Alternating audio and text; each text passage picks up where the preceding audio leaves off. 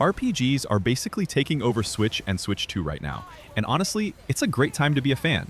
So grab a snack, get comfy, because today we're counting down 10 upcoming RPGs you need on your radar. Let's jump right in. Fire Emblem Fortune's Weave. Alright, kicking things off with a Fire Emblem game that's doing something a little different. You get 4 heroes to choose from, each with their own reason for entering something called the Heroic Games, a huge tournament where the winner gets one wish granted. Pick your character and follow their personal path through the story.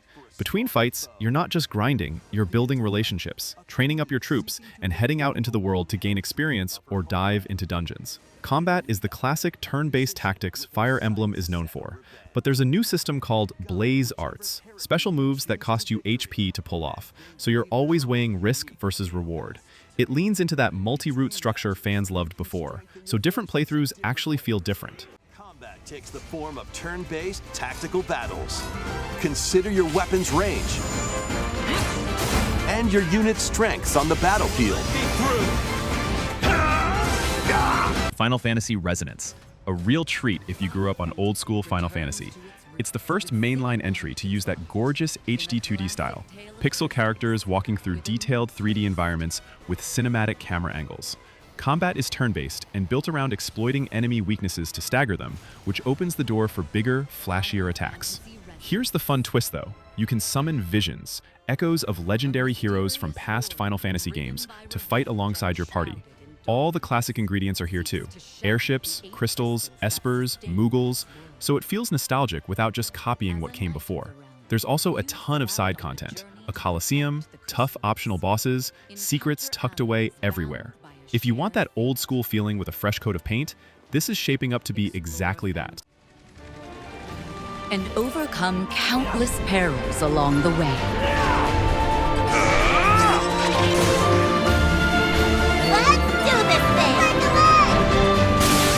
Now for something smaller and cozier, but still packed with heart. Forge of the Fae is a pixel art RPG set in a world that feels like 1800s Ireland, blending steampunk gadgets with old Celtic folklore. You play as Fiora, a young inventor who gets pulled into a growing conflict between humans and the Fae. Combat is turn-based, but it's mixed with puzzle solving, so you're not just fighting, you're thinking your way through encounters too. There's a crystal system tied to magic that adds a nice layer to how you approach fights. What really stands out is how much your choices matter here. The story shifts based on decisions you make, so 2 players could walk away with pretty different experiences. It's charming, a little mysterious, and clearly made by people who love classic JRPGs.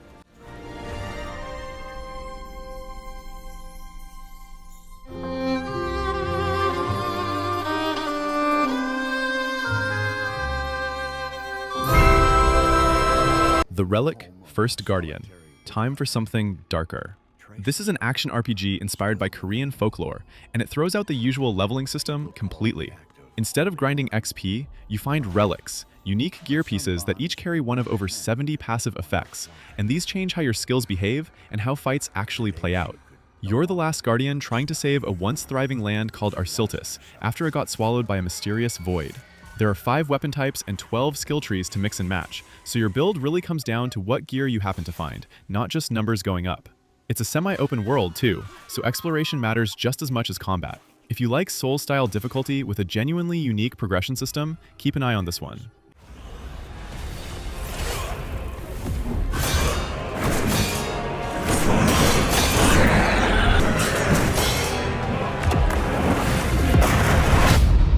Final Fantasy VII Revelation. This is the third and final chapter of the Final Fantasy VII Remake trilogy, and the stakes have never felt higher. Cloud and the whole gang are fully assembled now, gearing up for the final showdown with Sephiroth, as the world genuinely teeters on the edge. Combat keeps that hybrid feel of real-time action mixed with tactical commands, letting you jump between party members mid-fight and pull off big combo abilities together. There's a new system called Fits, which adds class-based skills and special outfits, giving you way more room to customize how each character fights. You'll also get to explore a huge open version of the world by air this time, which sounds like a genuinely massive shift in scale. For anyone who's been following this remake trilogy since it started, this is the ending you've been building toward. I can do this. I'll make you proud. Just ain't your day. Oh my, is that a weapon I see? All as I can tell, these things don't distinguish. Atelier Karia, the Night Kingdom and the Guide of Memories. If you like crafting-heavy RPGs, this one's for you.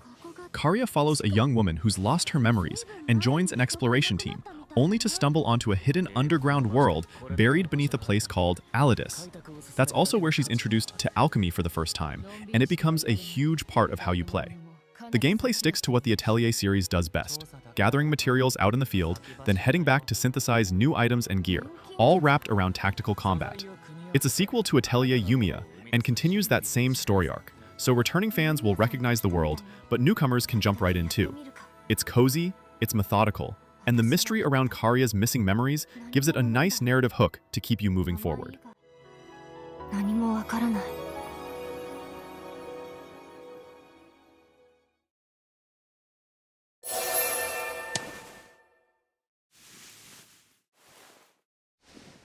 Lies of P Complete Edition. This is the full Souls-like Pinocchio story finally landing on a Nintendo console, and it comes packed with everything. You're getting the entire base game, plus the Overture expansion, which acts as a prequel showing the city of Krat in its final golden days before everything fell apart. The combat is all about weapon crafting. You mix and match blades with different handles to build something that fits your playstyle, plus mechanical Legion arms that add even more options in a fight. Every choice you make about honesty versus deception actually shapes which ending you get, so there's real weight behind your decisions. Switch 2 is also getting a day 1 patch, adding a smoother 60 frames per second handheld mode. If you never got to experience this dark fairy tale, this is the definitive way to finally play it.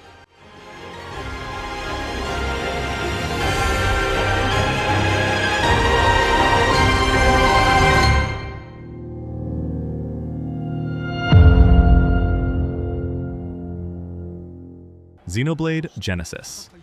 Monolith Soft is doing something bold here, stepping away from the giant mechanical titans the series is known for.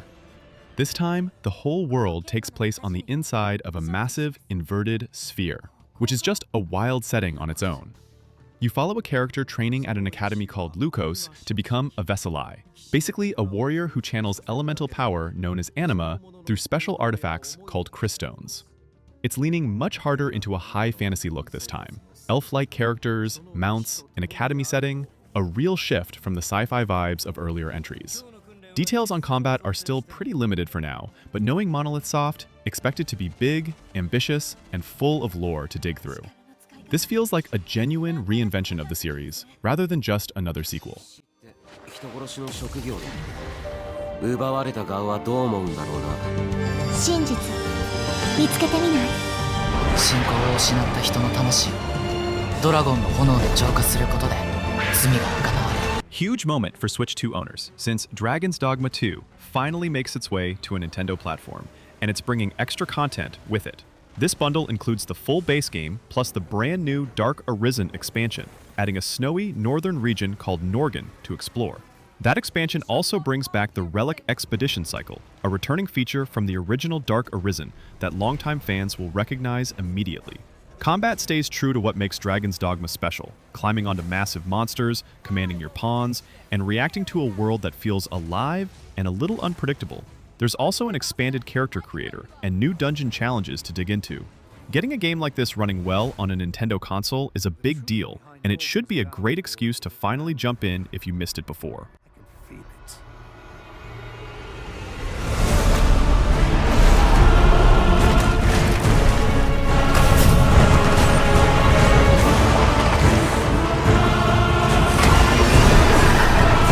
Metaphor ReFantazio already blew people away when it first launched, winning major awards for its story, art, and world. And now, it's finally coming to Switch 2. You're dropped into a kingdom thrown into chaos after the king's death, and the only way to claim the throne is through a brutal, high-stakes royal tournament. Along the way, you're building real relationships with your companions, which feeds directly into how strong your party becomes in battle. Combat mixes real-time action with turn-based tactics, giving you fast decision-making without losing that strategic depth. You'll travel the world in a walking vehicle called a gauntlet runner, hitting up towns and dungeons packed with secrets. This is one of the best RPGs of the last few years, and getting to play it handheld makes it an easy pick for the top spot. Characters along the way. Various enemies stand in your path. This battle's ours. There are monsters roaming this world, You'll feel this one! as well. 10 RPGs worth watching closely on Switch and Switch 2. Let me know down in the comments which one you're most hyped for. I read every single one. If this helped you plan your backlog, drop a like and subscribe for more. See you in the next video.